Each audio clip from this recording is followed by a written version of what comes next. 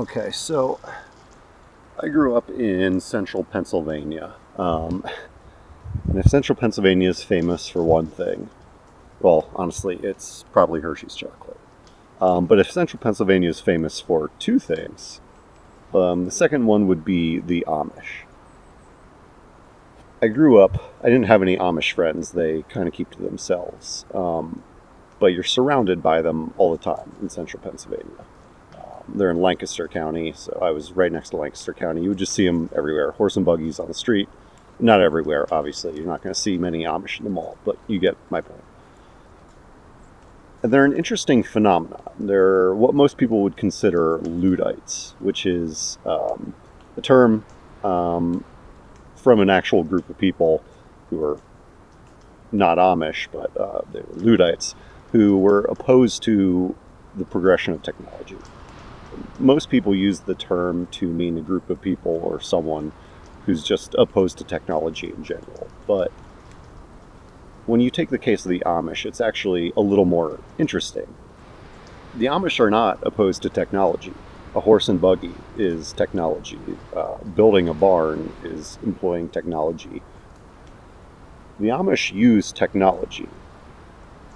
Their ethos, their worldview, essentially, and I'll crudely summarize because it's not like I'm a scholar on the Amish. Again, I just grew up in the vicinity of them and really like Weird Al. I can still, 30 years later, pretty much recite the entire lyrics to Amish Paradise by Weird Al. Essentially, the philosophy of the Amish is, at a certain point, when it comes to technology, we can stop. The Amish are not opposed to technology, they're just opposed to technology progressing beyond a certain point. Again, putting it crudely. So it's an interesting viewpoint that you're okay with technology up to a certain point, but then maybe past that point, maybe we should stop. Maybe we shouldn't go further than this. Maybe technology doesn't need to progress beyond a certain threshold. And the Amish were an anomaly for a while. I think up until essentially the last year, maybe the last 2 years. And then something interesting happened.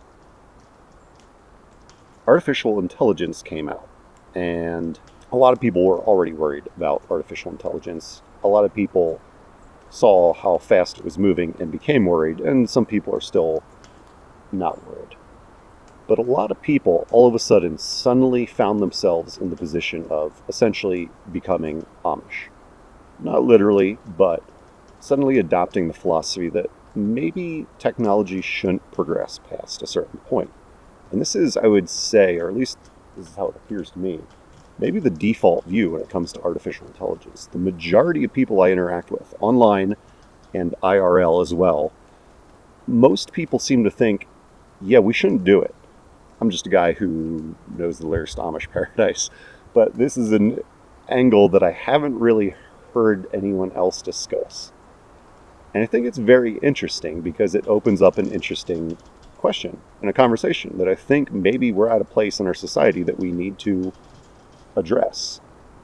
Is there a point at which maybe we shouldn't do more technology? Or are there avenues of technology where maybe sometimes we should just stop and say, hey, we're good with a horse and buggy. We don't need the internet. And where is that for you? Is it artificial intelligence?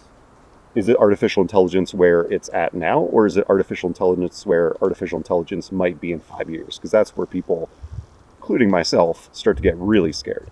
Where it's at now, okay, it can create some crappy images or some funny songs. It's not too scary yet. But it could get there, probably will get there. But do you feel maybe it's even sooner than artificial intelligence? Is it specific to the exact technology? Is it a time period? Is it the 2000s? Is it the 1950s? Was the internet a mistake? Because it increasingly seems like it might have been a mistake. Should we have done the internet? Or should we all be Amish in regards to the internet? Knowing that something's possible and saying, no thanks, I'm opting out. I think this is a conversation it's probably worth having. I think one of the things that makes the artificial intelligence question so tricky is that it's just so hard to see what kind of problem or potentially solution it is. It's so hard to wrap your head around it. It's so beyond potentially, I mean, even where we're at, but mostly we're talking about where we're going to be at in 5 or 10 years, maybe even sooner. But even where we're at now, all of it is so frankly unprecedented in terms of the technologies that we've come up with before. And it's all happening so quickly that it's really hard to see it for what it is or to tell what you're looking at. It's like, well, so obviously I'm hiking a lot, and often when you're hiking, and I'm sure anyone who spends time out in the woods knows what I'm talking about here, you're walking through the forest and you're looking ahead and you're like, your eyes just can't resolve what you're looking at. And it's really kind of vaguely unsettling when you experience it. Sometimes more than others, but when you're looking at something and you just cannot resolve the shape of it, you just can't really see what that shape is black blobby something. Like, is it a black bear? Is it Sasquatch? It usually turns out to be Sasquatch. In very rare instances, it just turns out to be like a tree stump or a log or something. But often I find myself just staring at this shape in the murky, distant woods, trying really hard for my eyes to tell me, or to tell my brain, what in the world I'm looking at, and you just can't do it. It just won't resolve, and you just have to walk closer and get close enough and inspect it, from a short distance. And it kind of feels like what this sort of problem is.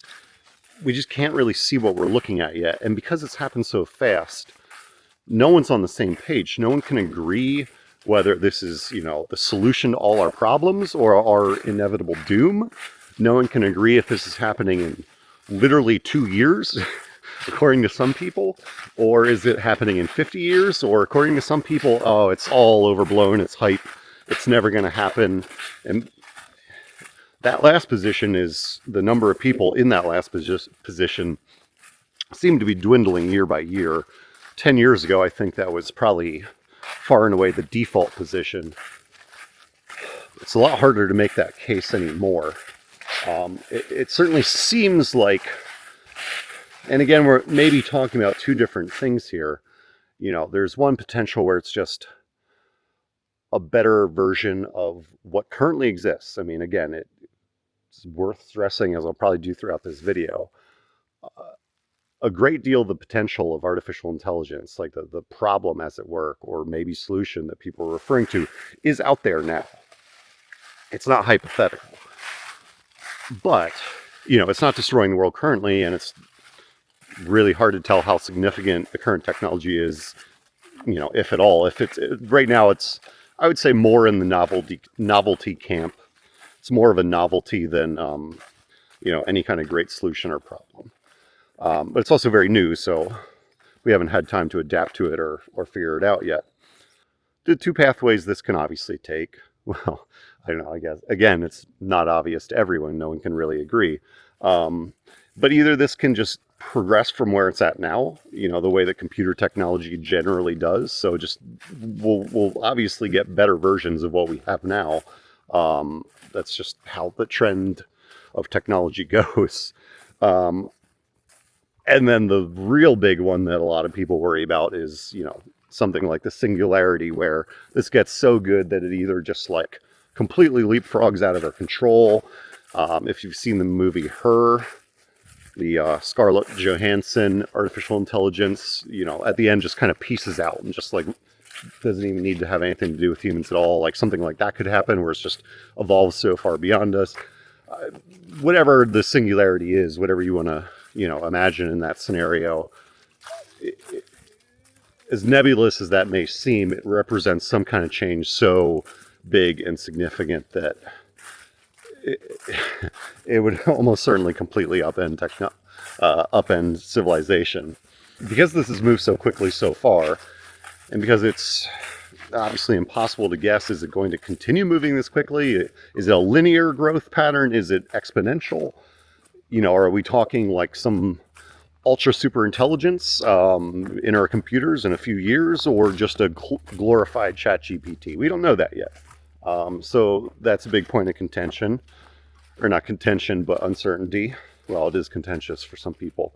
But then if you just go out on the street in your town and talk to most people about it, they probably know very little about this at all. They probably know very little of what artificial intelligence is capable of.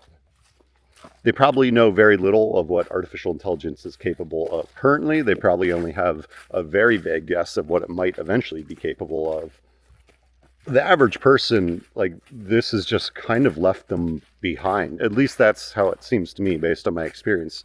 And I think part of that is because people are afraid of it. So they're not really engaging with it, and it hasn't really seeped out into the mainstream world yet. So you have this scenario where people on the inside are like, buckle up, homies, the world is changing forever in 2 years. And then the average person who's not quite oblivious to that, but certainly not aware of it. And then a lot of people in the middle arguing about whether this is hype, whether doom and gloom is upon us.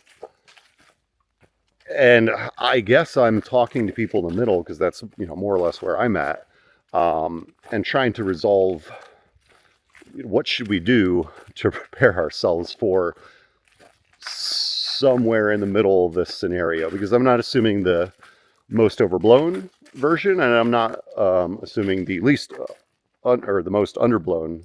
I'm assuming reality will be somewhere in the middle. But what do we do to prepare for that? And in theory, what do we do to prepare for, well, the whole spectrum? I mean, you never know. It could be the most hyped up version of events that transpires. It could be a big whiff, and basically all we have is a glorified ChatGPT as it is now. I think you need to be as cautious and thoughtful as humanly possible. You certainly can't just not think it through. So that is why I, a random Weird Al aficionado who likes hiking, spent a lot of time thinking this through, even though no one asked me. And who cares what I think? But this involves all of us. This is a democratic problem, more or less. So I think it's a conversation that we should all be a part of.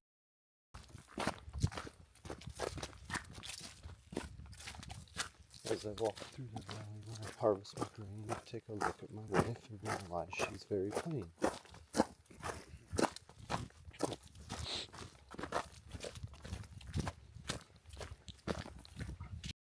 So at the beginning of this video, I had mentioned that, well, I gave kind of the general mainstream interpretation of the Amish philosophy.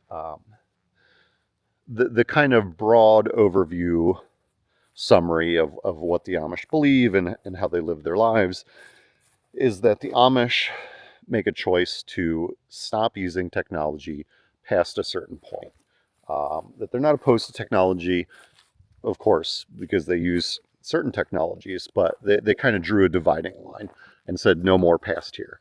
Well, that begs the question, of course, where was the dividing line? And because they have this kind of whole aesthetic, I think people don't really stop to think about this. Like, well, where did they, like, what's the line? How did they decide where to stop? And so that leads me to the most interesting aspect of the Amish philosophy, at least in my opinion. So the Amish are not one monolithic unit. There's not just one group called the Amish. There's a lot of subsets of Amish. They live in communities across the country. There's a lot of Amish in Lancaster County, which is a county over from where I grew up, but they're in all other states, and they're obviously not all.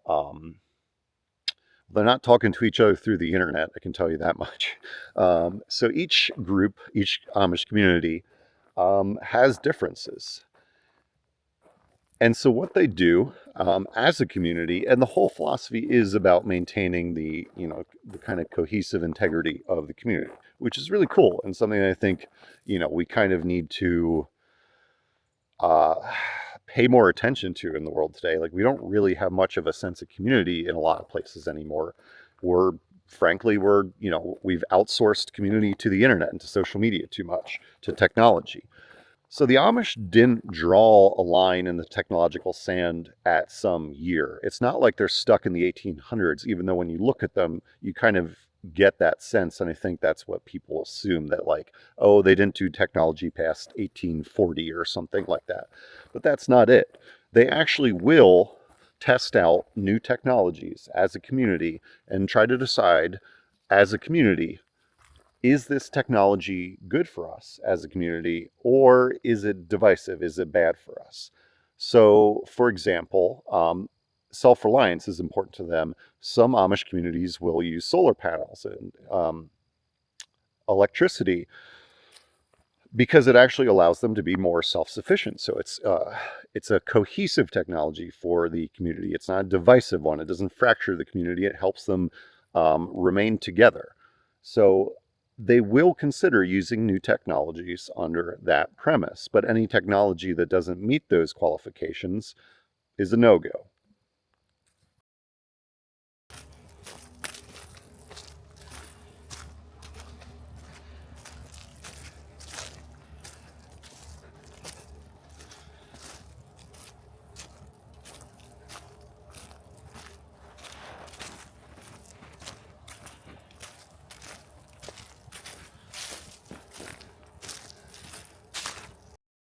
As you can probably tell, I think about this a lot whenever I go out for a walk. So I've been kind of stitching this video together, talking to myself as I walk through the woods over the last couple of weeks. And every time I've tried to record a conclusion for this video, I get home and I upload what I recorded, and I realize that I blabbered on for about 15 minutes, recording what was supposed to be a 3-minute conclusion. So I'm trying really hard not to do that now again, because I keep doing it. And now in my editing software, I have about, I don't know, probably well over an hour worth of extra scrapped material. What that is making me realize is that there's a whole lot of tangents that you can go off on here. Um, and I keep doing that accidentally. But you can go off on a tangent on. There's so many different avenues to this. You can go off on a tangent on UBI, on a post-scarcity society, on art, on the good parts of how this affects art, the bad parts of how this affects art, the unemployment rate in the short term, the unemployment rate in the long term. The rabbit holes never really end. This topic already, even in the present moment, has so much to discuss and explore. And if things go the way that they seemingly are going, and the way that people on the inside claim that they're going to go, there's going to be even more somehow to talk about over the next few years. I mean, we are very possibly living through a life-changing, world-changing, not even once in a generation, much more than once in a generation type of disruption. I mean, arguably a type of disruption that the world has never seen before. So again, yes, there's plenty to talk about here. And the AI and art conversation is particularly interesting to me. I'm an author. I've published 5 books so far. I'm also a professional photographer. My last 2 books were both writing and photography. They're coffee table hiking guides. So got to use two of my skills all together. And if you're curious to check those out, if you would indulge me in my artistic whims, links to those will be down in the description below, and they're in my bio and all that. But this affects my life. This is going to probably affect all of our lives. So I enjoy, well, to a certain extent, I enjoy thinking about it. But I find myself sharing a lot of the concerns people have, while also sort of being excited about a lot of the things it enables people to do artistically. And that's as much as I want to touch that topic, because again, if I start talking about it at all, it turns into an entire 20-minute thing. So that might be my next video or next several videos, who knows. But what I wanted to finally conclude this video with is just, again, returning to that Amish question. And it seems to me that most people have already made the decision to be Amish in regards to artificial intelligence. So that in itself is an interesting phenomenon. And I would love to hear what you think of that. I mean, for the first time, maybe the majority of humanity has chosen to be luddites, or chosen to be Amish, or however you want to put it, in regards to a new technology. I don't know that that's ever happened before with anything that I can think of, where the majority of humanity is so freaked out by a new technology that they would prefer that we don't do it. I mean, just think about how notable that is. When does humanity ever say no to a game-changing new technology? The only comparison I can think of is maybe the atomic bomb, nuclear energy, nuclear bombs. You're talking about something incredibly unique here. And nuclear energy is not something that people can interact with in their day-to-day lives the way that you can currently with AI technology. So what do you think we should do with this? I, it seems already we're making the choice to be at least a little Amish in regards to AI technology, but what do you think that should look like? What approach do you think we should take? Some sort of quarantine, some sort of isolation, some sort of testing phase, you know, planning for UBI, planning for everyone to be out of a job. I mean, you can't take something this disruptive lightly. You have to have a plan. You have to have contingencies. You have to expect that this could be as dramatic as it looks to be. So how do you think we should go about that? I have a couple ideas that I might share in the future. I don't know how wacky they are just yet. Still kind of pondering them. But I would love to hear what other people think. Should we, are, are we, should we, can we take the Amish approach to artificial intelligence? And if we do, if we are, what does that look like? What would make you feel like you're living in an Amish paradise?